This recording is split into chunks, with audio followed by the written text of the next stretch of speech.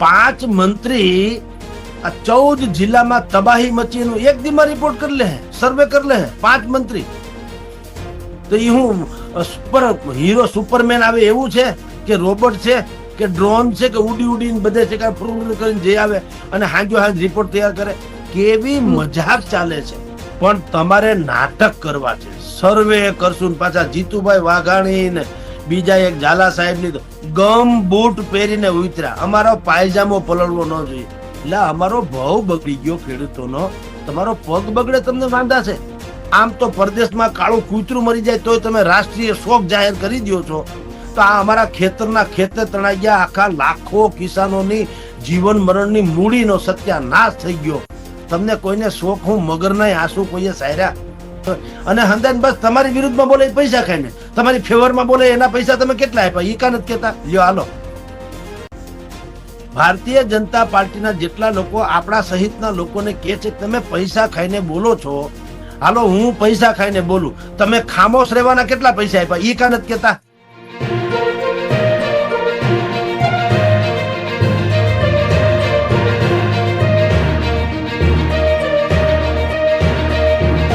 ગ્રામ સેવકો અને કેટલાક મંત્રીઓ અને અમારા મેકેનિઝમ જે હોય સરકારી તંત્ર મુલાઝીમો એ બધાને કીધું કે તમે સર્વે કરીને અઠવાડિયામાં રિપોર્ટ આપો. એટલે પેલી વાત તો ઈ કે એક અઠવાડિયું તો જાણે આ ડખો પેલા મટી ગયો. કારણ કે સર્વે ને ફલાણું ની કોણ જંગલ મેં મોર નાચા કિસને દેખા. તમે 5 મંત્રીને કીધું, અર્જુન મોઢવાડિયા, જીતુ વાઘાણી થી માંડીને એવા 5 મંત્રીને કીધું કે તમે સર્વે કરી આવો, ખેતરમાં તમારા વિસ્તારમાં જાઓ. અમથા એ અમારા વિસ્તારમાં જ હતા. એમાં જાવ કેવાનું ક્યાં? મને અમારા શેઠ એમ કે જગદીશભાઈ તમે ઓફિસે જાઓ, હું ઓફિસે જ હતો. એમાં વિશેષ તમારે કહેવાની ક્યાં જરૂર છે કે જગદીશભાઈ 24 કલાક એલર્ટ છે? ભાઈ એલર્ટ એટલે એના તો પગાર લઈએ છીએ. એટલે ઈ એના વિસ્તારમાં જ હતા. હવે ખેતરમાં જઈને ફોટા પડાવી આવ્યા. 5 મંત્રી આ 14 જિલ્લામાં તબાહી મચી એનું એક દીમાં રિપોર્ટ કરી લે, સર્વે કરી લે 5 મંત્રી. તો એ હું હીરો સુપરમેન આવે એવું છે કે રોબોટ છે કે ડ્રોન છે કે ઉડી ઉડીને બધે છે કે કરીને જે આવે અને હાંજો હાંજ રિપોર્ટ તૈયાર કરે? કેવી મજાક ચાલે છે. આ લોકોને મદદ કરવાની નથી. અહીંયા શું છે? સર્વે કરશું ને એનો રિપોર્ટ અઠવાડિયા પછી આવશે ને એ રિપોર્ટ ઉપર પાછી સમીક્ષા થાય ને એમ કરતા કરતા ટૂંકમાં ગ્રામ્ય પંચાયતોની ચૂંટણીની તારીખ નક્કી ન થાય ત્યાં સુધી ગાડું ગબડાવશે. અને જેથી ચૂંટણીનું એનાઉન્સમેન્ટ થવાનું હોય છે ને એના થોડાક દિવસ પહેલા આ રાહતના પકીડા આમ જે પડીકા ફેંકશે. હંસિની બેન, મને એક પ્રશ્ન થાય છે કે આવું શું કામ? તમારી પાસે એટલે કે સરકાર પાસે વિગત છે કે જગદીશભાઈ ખાતેદાર છે કે કેમ? ખાતેદાર છે તો કયા ગામના છે તો કયા સર્વે નંબરમાં એની જમીન છે? સર્વે નંબરમાં જમીનમાં જગદીશભાઈની કેટલી જમીન છે? જેટલી જમીન છે એમાં જગદીશભાઈએ શું વાવ્યું અને શું વાવ્યા પછી અત્યારે એની સ્થિતિ શું છે એ પણ સેટેલાઇટ થ્રુ તમે જોઈ શકો છો કે માટી ધોવાઈ ગઈ, પથ્થર બીજું બધું તો માલ સામાન તો જવા દો, માટી પણ રહી નથી. એટલે એ તો નક્કી છે કે જગદીશભાઈ નામના કોઈ ખેડૂત હોય એનું લગભગ સત્યાનાશ થઈ ગયું. આ તો કન્ફર્મ છે. આમાં કાંઈ સર્વે કરવો પડે એમ છે?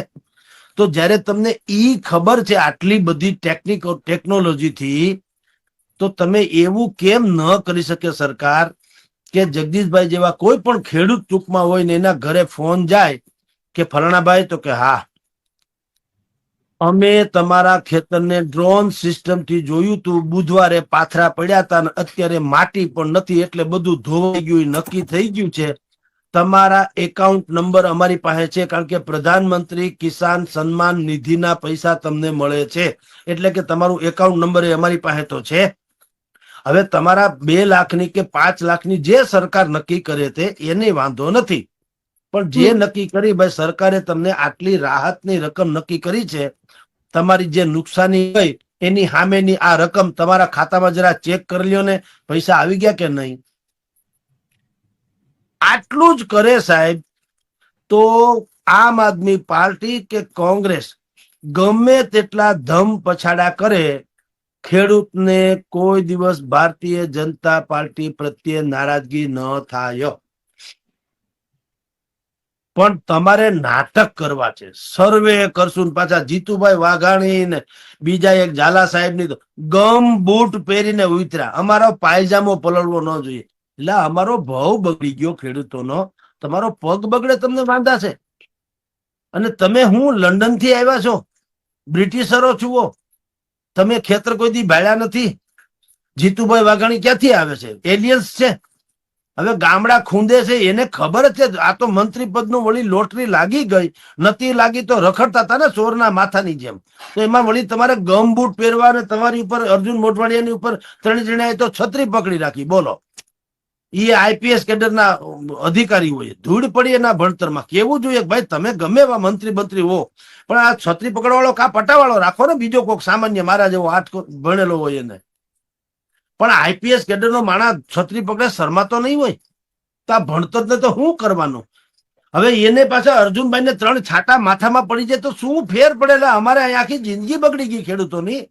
અને કાલ હવારે અર્જુનભાઈ આમ નામ રખડતા હતા, આજ એનામાં વળી એવું હું આવે ઉમેરે, લાલ લાઈટ એના ટેબલ કાર ઉપર આવી ગઈ, તા તો અર્જુનભાઈ ના અછો વાના મંડ્યાના જબામાં છાટા ના પડે વરસાદના.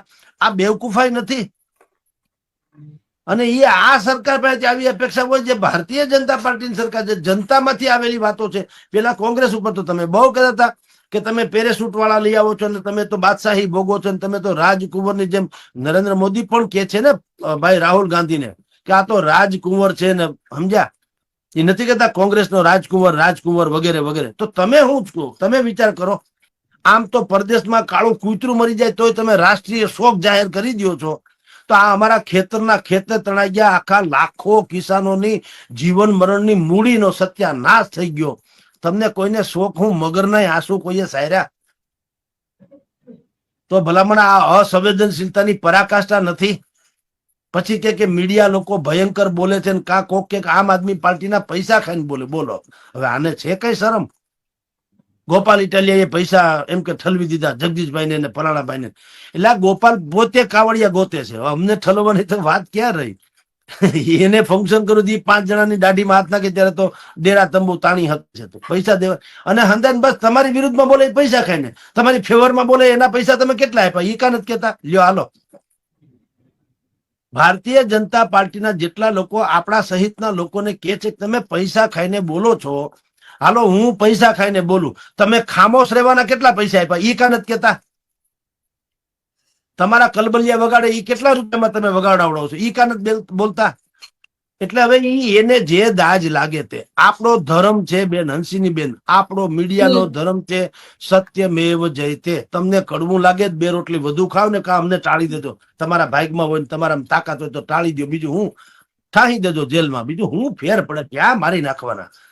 પણ સવાલ ઈ છે બેન અત્યારે કે તમે, આપણે તો સુઝાવ પણ આપીએ છીએ ને, નહીતર એમ લાગે કે આમ આદમી પાર્ટીની કોઈની આપણે એજન્ડાની વાત, અમે સુઝાવ આપીએ છીએ ને કે તમે અત્યારે ખેડૂતોને ઓન ધ સ્પોટ એના ખાતામાં પૈસા નાખી દો. હાલો એડહોક ધોરણે નાખો. હાલો, તમને ઈ તો ખબર છે કે કોણે કયા સર્વે નંબરમાં કોનું ખેતરમાં કોણે શું વાવ્યું હતું, એટલી તો ખબર છે. તો અત્યારે કામ કરો કે ભાઈ ફાઇનલ સર્વે ન થાય ત્યાં સુધી લાખ રૂપિયો તમને દીધો. હાલો, તો ઓલા લોકોના વ્યવહાર તો હચવાય બિચારાના. દીકરીના આણા પરિયાણા કરવાના હોય, લગ્ન લીધા હોય, ક્યાંક બીજા વ્યવહાર સાચવવાના, લોનના હપ્તા ભરવાના હોય, તો એને કાંઈક રાહત તો થાય. ભાષણથી શું આવે? ભાષણ કોંગ્રેસ વાળા આવીને ગાળું દઈ ગયા, કાલે આમ આદમી વાળા આવીને એ ગાળું દેવાના સુદામડામાં. હવે એ તો એની જગ્યાએ છે, વિરોધ પક્ષ તો એનું કામ કરશે, પણ શાસક પક્ષને કહો તમે તો કંઈક હળો. હવે એને પરિપત્ર એક જૂનો હતો 2023 નો લીધો, એ પરિપત્ર એને બોટાદ માર્કેટિંગ યાર્ડમાં કડદા પથા ને વજનમાં કપાત પથા નહીં હાલે ને ખેડૂતોના વજન આવું કરીને ઈ કર્યું. ત્યાં એને એમાં તો કે ટાઢો પડશે, કારણ કે તઈએ બોટાદમાં કડદા પ્રથાનો જ ઇસ્યુ હતો આખા ગુજરાતમાં. હવે ઈ ભૂલાઈ ગયો. આમ જુઓ તો ભૂલાઈ ગયો એટલે ઈ બીજા નંબરે આવી ગયો. પેલા નંબરે આવી ગયો માવઠું, જેને સત્યાનાશ કરી નાખ્યો ખેડૂતોનો. તો તમે જયારે નબળો દડો ફેંકો હળવો, તો કોઈ બેટ્સમેન મૂર્ખ હોય કે છક્કો ન મારે?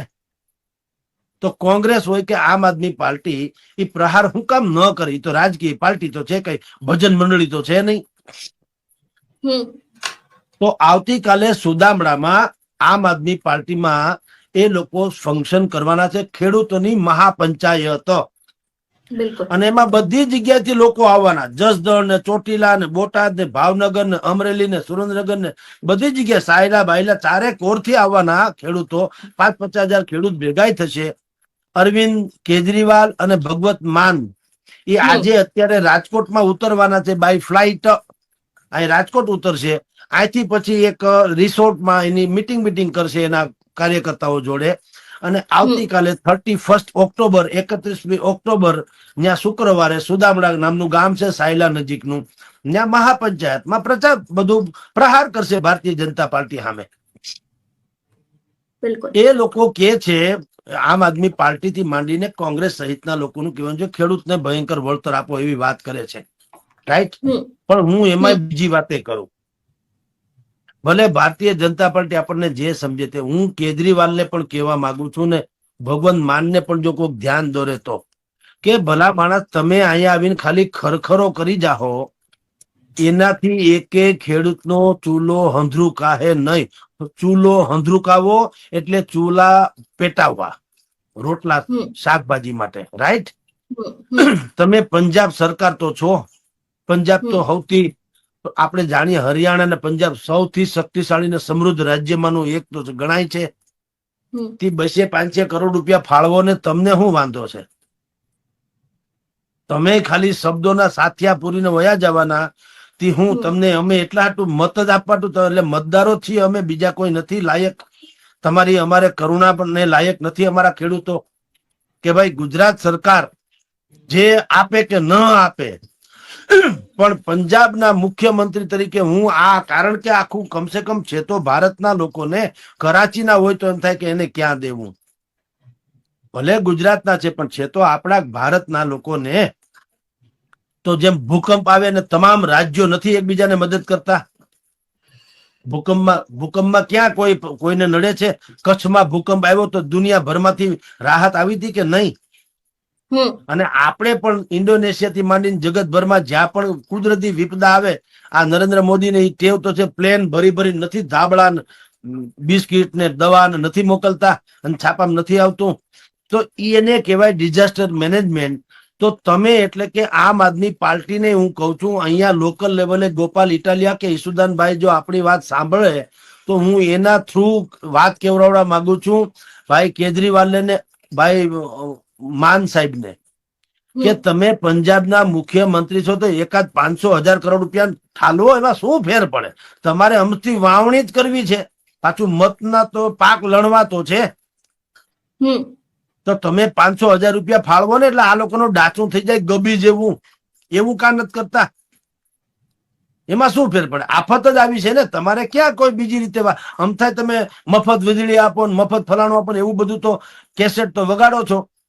તો ગામના ખંભે બંદૂક મૂકીને ફોડે જાઓ એના કરતા તમે એમ કહો ને કે ભાઈ હું અહીંયા કેજરીવાલ અહીંયા આવ્યા છીએ, કેજરીવાલ કે માન સાહેબ આવ્યા ને એમ કે ભાઈ ભારતીય જનતા પાર્ટીની સરકાર ગુજરાતની છે, એ જે કરે તે અમારે એની સામે કાંઈ કેવું નથી. તમે જાણો તમારી સરકાર જાણે, પણ અમે આજે તમારા ખરખેર આવ્યા. ગામડામાં બેન, ગામમાં હંસીની બેન, તમને ખ્યાલ ન હોય તો કહું, ગામમાં એક પ્રથા હોય, કોકના ઘરે મરણ થઈ જાય ને, મરણ, તો એની કારણે બેહવા, જે ખરખરો કરવા કે બેહવા આવે ને, તો એ બધા જે ડાયરો બેઠો હોય ને એની વસાળે એક થાળી હોય.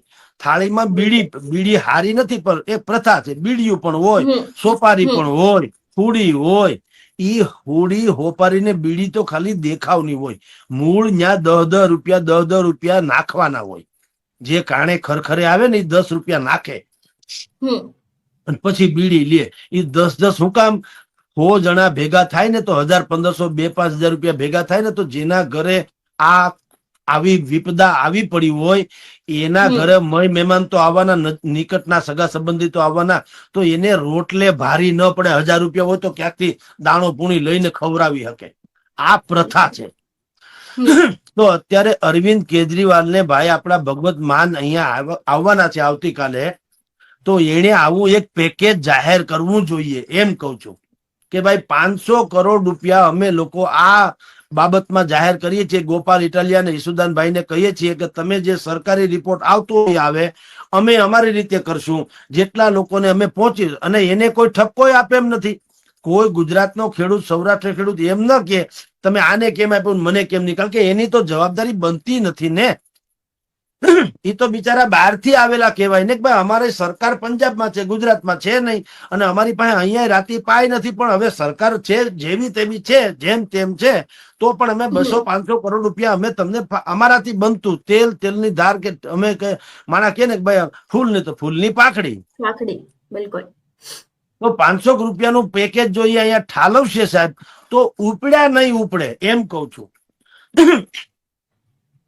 તો એને પ્રચારે નહીં કરવો પડે ને સરકારે તાત્કાલિક જાગવું પડશે. ભારતીય જનતા પાર્ટીની સરકારે અત્યારે જે એને બિલકુલ સર્વેના નામે જે આમ ઠેલાયો ખો આપી દીધો ને, એ ખો એને પાછો લેવો પડે. અત્યારે શું કર્યું? ખો આપી દીધો. જો ભારતીય જનતા પાર્ટીને સામે આમ આદમી પાર્ટીએ બિલકુલ વર્ચસ્વ વાળી વાત કરવી હોય ને પ્રભાવ જમાવવો હોય તો મારી દ્રષ્ટિએ અત્યારે તો રામબાણ જેને કહી શકાય એવો ઈલાજ છે બેન, કે એ કાલ 500 કે 1000 કરોડ રૂપિયાનું અહીંયા ઠાલવે બજેટ કાયદેસર, કે ભાઈ એક અને કાંઈ ફેર પણ આ 1000 કરોડ આપણે બોલવામાં જાજુ લાગે. એક રાજ્યના વડા તરીકે તમે જુઓ ને તો આ હાવ કાયદેસરનું જેને કહેવાય ને કાંઈ ન ગણાય. મારા ને તમારા ખીચામાંથી જેમ 10 રૂપિયા પડી જાય ને આપણને કઈ બહુ નથી થતું એવું હોય છે. 1000 કરોડ એટલે કઈ સામે આપણને લાગે મોટી રકમ, પણ સરકારની દ્રષ્ટિએ સિમ્પલ લાગે. તો 1000 કરોડ અહીં ફાળવે આગળ કે ભાઈ આ તો કુદરતી વિપદા છે, જેમ ભૂકંપ થયો તો અને અમે ફાળવ્યો તો એના જેવી વાત છે. તો ગોપાલ ઇટાલિયા હોય કે આમ આદમી પાર્ટીના કોઈ, એને કાંઈ કરવું પડે એમ નથી. જનતા આપોઆપ ઓવારી જાય એમ છે એની ઉપર.